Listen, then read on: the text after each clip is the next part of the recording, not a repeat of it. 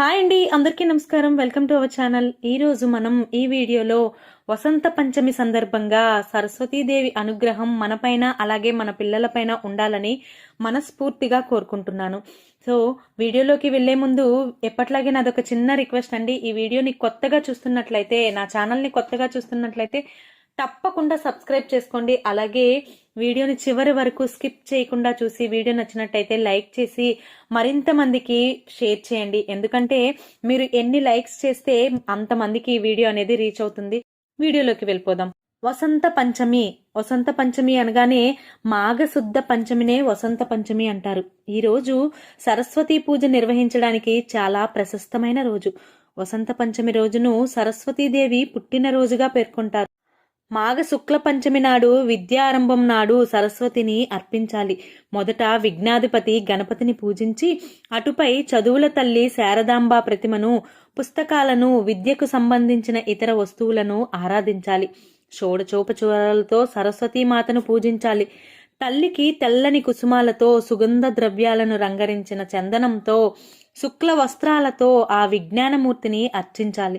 ఉత్తర భారతదేశంలో శ్రీ పంచమి నాడు సరస్వతీదేవిని అత్యంత శ్రద్ధతో పూజిస్తారు.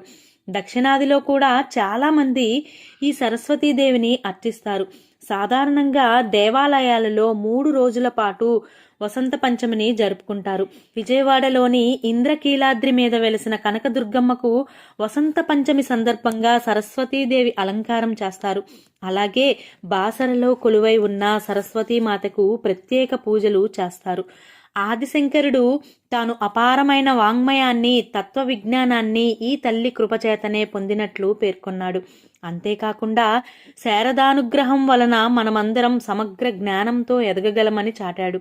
గాయత్రిగా, సావిత్రిగా, పరాశక్తిగా శృతులను పేర్కొన్న సర్వచైతన్య స్వరూపిణి శారదాదేవి. అందుకే వసంత పంచమి నాడు సరస్వతీదేవిని పూజిస్తే జ్ఞానవంతులవుతారన్న నమ్మకం ఆనాది నుంచి ఉంది. అయితే పూర్వం యాకుందేందు అన్న శ్లోక పఠనంతో పిల్లల చదువు ప్రారంభమయ్యేది. ఎందుకంటే చదువుల తల్లి సరస్వతి. వాక్కుకి, జ్ఞానానికి, చదువుకి ఆమె ఆదిదేవత. వేదాల్లో కూడా సరస్వతీ సూక్తాలున్నాయి.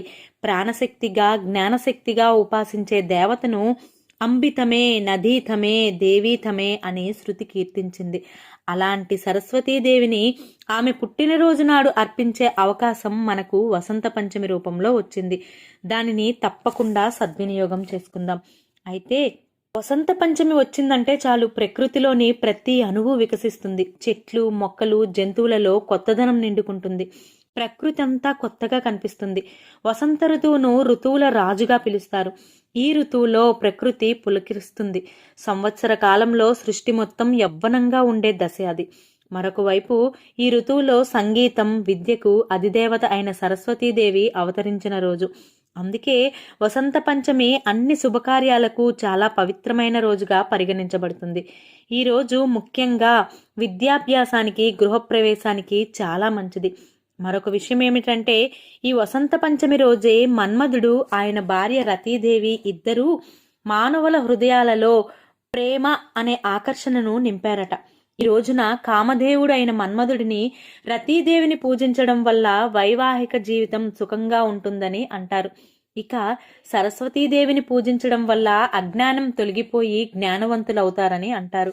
అయితే సరస్వతీదేవి ఎలా ఉద్భవించిందో ఈరోజు మనం ఈ వీడియోలో ఒక చిన్న కథ రూపంలో తెలుసుకుందాం. సృష్టి ప్రారంభ రోజుల్లో విష్ణువు ఆజ్ఞతో బ్రహ్మ జీవులను, ముఖ్యంగా మానవ గర్భాన్ని సృష్టించాడు. అయితే ఆయన తన సృష్టితో సంతృప్తి చెందలేదు. చుట్టూ ఉన్న నిశ్శబ్దం కారణంగా ఏదో కోల్పోయినట్లు అనిపించింది. అందుకే విష్ణువు అనుమతితో బ్రహ్మ తన కమండలం నుండి నీటిని చిలకరించాడు. అప్పుడు నీటి బిందువులు భూమిపై చెల్లా చెదురుగా పడ్డాయి. ఆ నీటి బిందువులు కంపించడం ప్రారంభించాయి. అప్పుడు 4 చేతులు కలిగిన స్త్రీ రూపంలో ఒక అద్భుతమైన శక్తి ఆవిర్భవించింది. ఒక చేతిలో వీణను పట్టుకుని, మరో చేతిలో వరాలిచ్చే వరాధభయ భంగిమలో ఉంది. మరో 2 చేతులలో పుస్తకాలు పూలమాలల్లా ఉన్నాయి. బ్రహ్మ దేవతను వీణ వాయించమని కోరాడు. దేవి వీణను వాయించిన వెంటనే మధురమైన ధ్వని వెలువడింది. ఆ ప్రవాహం శబ్దంగా మారింది. గాలి కూడా కంపించింది. దీంతో ప్రపంచంలోని మానవులకు వాక్కు లభించింది. అప్పుడు బ్రహ్మ ఆమెను వాక్కును ప్రసాదించింది కాబట్టి వాగ్దేవి అని అన్నారు. అలా ఆమె వాగ్దేవి అయింది. వాక్కును ప్రసాదించింది కాబట్టి సరస్వతి అని కూడా అన్నారు.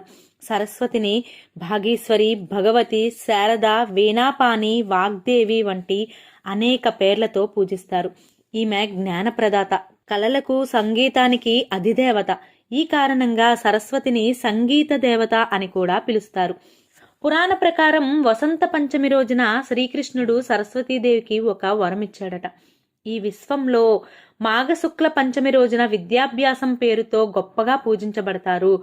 శ్రీకృష్ణుని అనుగ్రహ ప్రభావంతో చివరి వరకు ప్రతికల్పంలో మానవులు, మునులను, దేవతలు, మోక్షామి వస్తువులు, యోగులు, సిద్ధులు, నాగగంధర్వులు, రాక్షసులు అందరూ నిన్ను భక్తితో పూజిస్తారు. పూజ చేసే పవిత్ర సందర్భంలో పండితులు ప్రశంసిస్తారు. పుస్తక రూపంలో సరస్వతీదేవిని ఆరాధిస్తారని సరస్వతీదేవికి వరం ఇచ్చాడు ఆ శ్రీకృష్ణుడు. అలా చెబుతూ శ్రీకృష్ణుడు మొదట సరస్వతీదేవిని పూజించగా ఆ తరువాత బ్రహ్మ, విష్ణు, మహేశ్వరులు, ఇతర దేవతల రాజు అయిన ఇంద్రుడు కూడా సరస్వతీదేవిని పూజించాడు. అప్పటి నుండి సరస్వతీమాతను ప్రతి వసంత పంచమి రోజున భక్తి శ్రద్ధలతో పూజించడం ప్రారంభించారు. సో మనం కూడా తప్పకుండా ఈ వసంత పంచమి నాడు శ్రీ సరస్వతీదేవిని భక్తి శ్రద్ధలతో పూజించి ఆ సరస్వతీమాత యొక్క అనుగ్రహాన్ని, ప్రసాదాన్ని పొందాలని మనస్ఫూర్తిగా కోరుకుంటూ ఈ వీడియో ముగిస్తున్నాను. ఈ వీడియో మీకు నచ్చిందని అనుకుంటున్నాను. వీడియో నచ్చినట్టయితే తప్పకుండా లైక్ చేయండి. అలాగే మరింత మంది మీ ఫ్రెండ్స్కి షేర్ చేయండి. థ్యాంక్స్ ఫర్ వాచింగ్ అండి. మరో మంచి డివోషనల్ స్టోరీతో మీ ముందుంటాను.